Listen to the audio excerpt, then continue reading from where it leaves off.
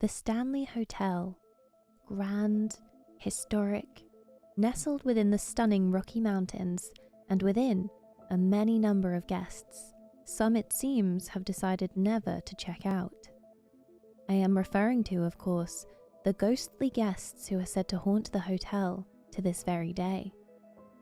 After his own terrifying experience within the hotel's walls, well-known author Stephen King went on to write his masterpiece The Shining, in which his own Overlook Hotel was heavily inspired by the Stanley Hotel itself and its very eerie energy. But what exactly is said to have been going on here? Who are these ghosts? What was it that spooked Mr. King? And how do things fare at the Stanley Hotel today? My name is Madam Lady Pearl, and it's a pleasure to be your tour guide today. Let us begin. As you can see, the hotel itself is a beautiful building. Bright white walls and an eye-catching red roof, the many windows polished to perfection and surrounding grounds meticulously pruned and maintained. Building first began in 1907, and the hotel opened its doors to guests 3 years later in 1910. And it was actually intended originally as a sort of retreat for those suffering with pulmonary tuberculosis, those considered upper class, that is, as this was a very premium establishment.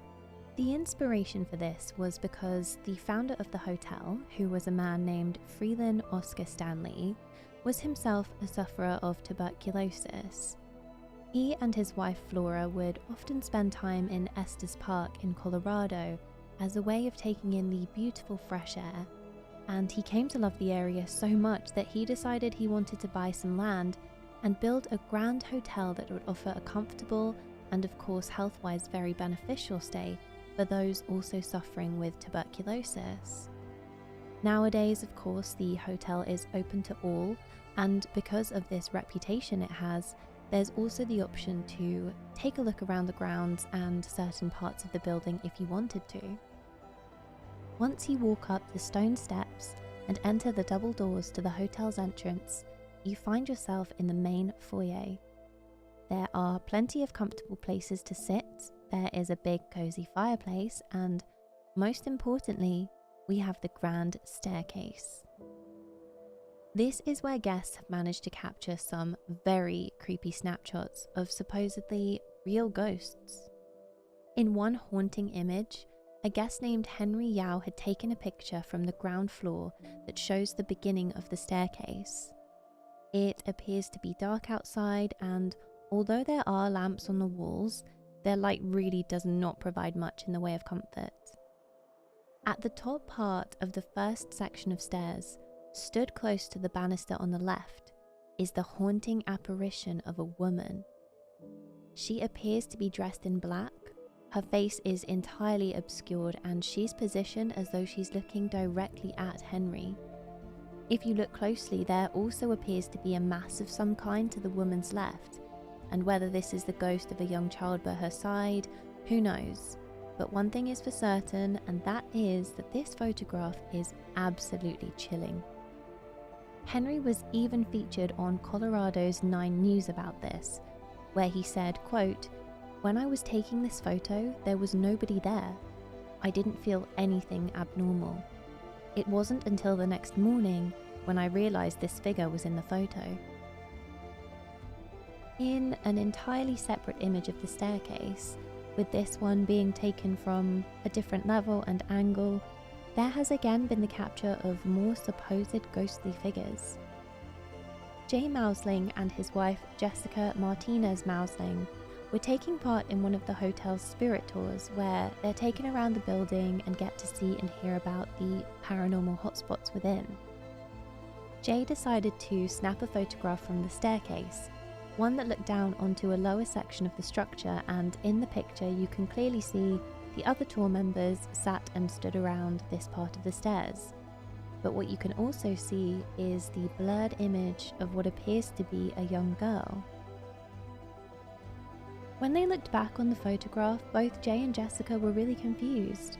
They hadn't remembered any little girls being a part of the tour group, yet the picture clearly shows a figure fitting that profile. What's more is that if you look to the part of the staircase in the left of the picture, you can see a woman in glasses and a grey jumper or cardigan. But not only that, because either in front of her or beside her, there appears to be another shadowy figure. Could this shot have caught the image of two little girls wandering the stairs? And if so, who were they? The image is absolutely both haunting and intriguing, I'm sure you can agree. The Stanley Hotel is huge. It of course has many guest rooms. There's also a music room, a billiard room, a smoking lounge, all the kitchen and staff areas, etc. There's a place known as the Lodge, which is a separate building, but of course still part of the main hotel. There are just more rooms in this lodge. And there is also a concert hall, which has a cream exterior and a large stage area within. It's believed that Freeland Oscar Stanley, the original owner, had this hall built and dedicated to his wife Flora. Some believe her ghost still frequents the hall, sitting at the grand piano and even playing some of her favourite songs. There is also a ghost of a young woman known as Lucy, who is said to be one of the paranormal presences that can be found within the concert hall too. She is considered an active spirit and is not afraid to make contact with those on the hotel's ghost tours, which she does by flashing or flickering the lights. Some believe that in life she was a very vulnerable individual, young, potentially homeless, or had run away from home, and she considered the concert hall basement a safe space to shelter in. But what about her death? Some say she was discovered squatting, and staff forced her out into the cold where she became hypothermic and passed away. The concert hall basement was the last warm and sheltered place she knew. Perhaps her spirit returned to settle here permanently.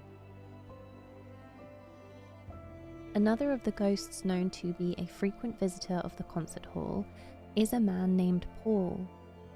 Paul worked at the hotel for 10 years but very sadly passed away in 2005 from a heart attack. Whilst he was alive and working, one of his responsibilities was to enforce an 11 p.m. curfew, so he would inform any guests still wandering the grounds that they needed to get back to their rooms for the night. Supposedly, if you're in the concert hall or around this area late at night, you can hear Paul faintly warning you to get out. A construction worker carrying out some sanding work believed he even felt Paul attempt to yank him out of the building by his arms. Clearly, this man put a lot into his job and isn't about to let death get in the way of his professional responsibilities. So we have the ghost sightings and presences in these communal areas, but what about the guest rooms themselves? Perhaps the most infamous of all, we have room 217, the very room in which Stephen King stayed, and a place that is considered one of the most haunted parts of the entire hotel. Mr. King and his wife had checked in for the night and were told that they were the only guests staying that night, as it was right before the hotel was due to close for winter. Strangely enough though, it is said that King experienced a ghostly encounter in the corridors before anything had even had a chance to take place within the room. Sources vary, but tell of King noticing a child or two children within one of the many airy corridors. But of course this was impossible, no? The only people at the hotel were the remaining staff and Mr. and Mrs. King. So who was this child? Were ghostly apparitions attempting to make themselves known to the guests? Or was there a simple explanation to this encounter? It's unlikely even King would be able to give a solid answer on this, I'm sure. But the experience he then went on to have that night was one of true horror. The couple were fast asleep, but King was having anything but sweet dreams. Tossing and turning, he was experiencing an awful nightmare in which his 3-year-old son was being chased through the hotel's long and breezy corridors. A fire hose outside their room that he had obviously made a point of noticing when he was awake had made its way into his dreams as an aggressive creature in pursuit of his son, some sources claiming King even dreamt of it strangling the child to death. Jolting awake, covered in sweat and filled with panic, King was relieved to be free from the vicious nightmare, but also still entirely shaken up. He decided to walk out onto the balcony for some air and a cigarette, and as he stood there thinking, his mind began to concoct the plot for his fantastic horror, The Shining. But it seems Mr. and Mrs. King weren't the only occupants of the room that night anyway, with the ghost of former housekeeper Elizabeth Wilson said to take up residence in that particular part of the hotel. Back in 1911, so pretty much just after the hotel had opened for the very first time, there was a big gas explosion in which Elizabeth was very badly injured. The force of the explosion saw her fall from a height, I believe through the floor as it was destroyed, and ended up breaking both of her ankles. Despite her terrible injuries, Elizabeth would go on to recover well and continued on the rest of her life as normal. In spite of this no doubt very traumatic experience she had at the hotel, it doesn't seem to have been enough to dissuade her from sticking around even after death. Many believe room 217 is where you can find Elizabeth still, helping guests to partly unpack their suitcases or moving things around the room, seemingly in an attempt to be helpful. Some claim to have heard a woman's voice at night time, and others say that they have even seen her ghost itself walking through the walls. Room 401 is another known to house a particular spirit. A man known as Lord Dunraven was a previous owner of the land the Stanley Hotel was built on, and it's believed he returned after death with a liking to this room. It seems the ghost is a lot more welcoming towards women, with guests claiming to feel as though a presence is gently playing with their hair or placing an arm around them. Male guests, however, claim to have experienced the feeling of someone pushing against them, almost as if the spirit is attempting to literally force them out of his room. It's also believed he has a tendency to take their high-value effects and emit an aura of unwelcome towards these unwanted men. Lord Dunraven doesn't like to be looked upon, and if he is, he's known to quickly head towards the closet in the room where he then disappears. Some say if you look closely from the outside of the hotel and find the right window, there you can often spot him looking out upon the land, so perhaps that's one of the better ways to attempt to see this ghost. Room 401 also happens to be on the 4th floor of the hotel, which for a long time was nothing more than a big storage attic. For me, that kind of feels creepy in itself. I used to work at a hotel and it had a floor just like this, which always had such a strange feeling to it.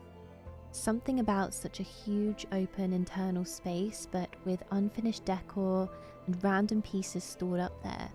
It just always made me feel uneasy.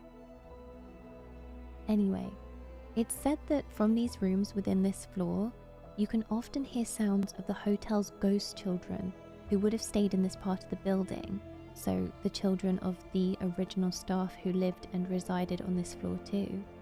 But apparently you can hear little feet running down the corridors or laughs and giggles echoing down the halls. Not far from room 401 is room 407, and whilst this room is considered to be very much haunted, it isn't in a way that appears to be threatening or hostile. In recent times, the room's guests included a young boy and his mother. During the night, the boy would kick the covers off him, but was comforted when he found himself gently tucked back in. He did this a few times, each time the blankets pulled up around him and made sure he was all comfy cozy again. But when he alluded to this to his mother the next day, she was deeply confused to hear of this tucking in, since she herself hadn't woken up to do this for her son. It is therefore believed, although no one has seen this ghost, that there is one who resides there but who is friendly and gentle, and who doesn't wish any harm upon guests. Others have claimed to experience the sensation of someone sitting at the end of the bed, but when they flick the lights on, there's no one there. So whilst supposedly quite active, it does indeed seem like this is one of the more peaceful ghosts of the Stanley Hotel. On the same floor again is room 428, another room housing a very active spirit. The ghost of a cowboy is said to stand and watch you from the end of the bed, making his way closer until he stands above and looks down at sleeping guests. Furniture and random items have been reported to move on their own, and something very unsettling directly above the room is the sound of movement from the floor above.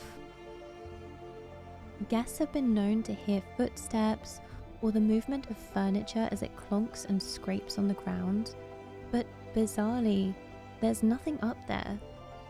And the way the roof slopes, it's supposedly impossible for anything to even be in that part of the building anyway. But if you're looking for an extremely active paranormal area, this room would be the perfect place to stay. It isn't just the furnished areas ghosts are known to be found in within the hotel. Beneath the ground is a cave-like tunnel system that staff would have used to discreetly travel between different parts of the building back in the day.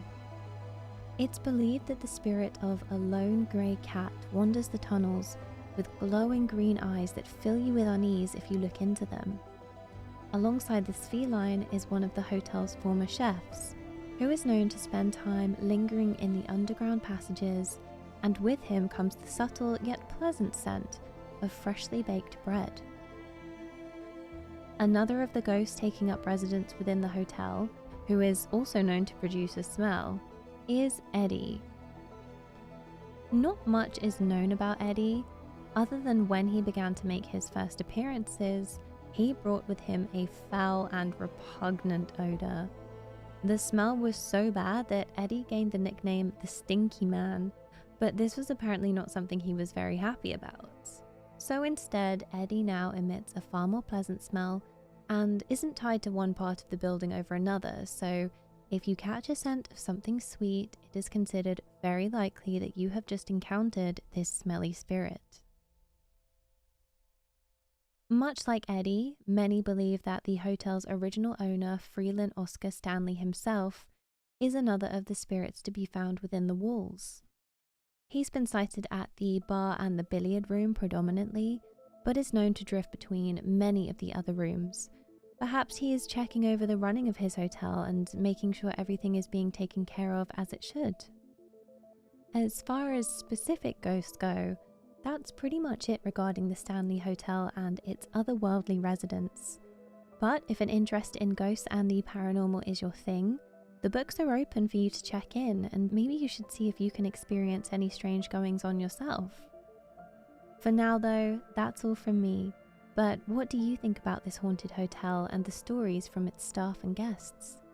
Skeptic or not, the building certainly has a lot of history, and it's a stunning place to visit regardless, so perhaps it's worth considering going to and taking a look for yourself.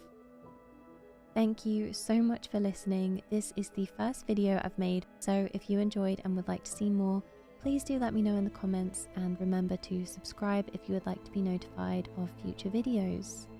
And if there are any haunted places that you know of and would like to hear me cover, feel free to suggest away. Until next time, have a fabulous day, always say goodbye to your Ouija board, and I'll see you very soon.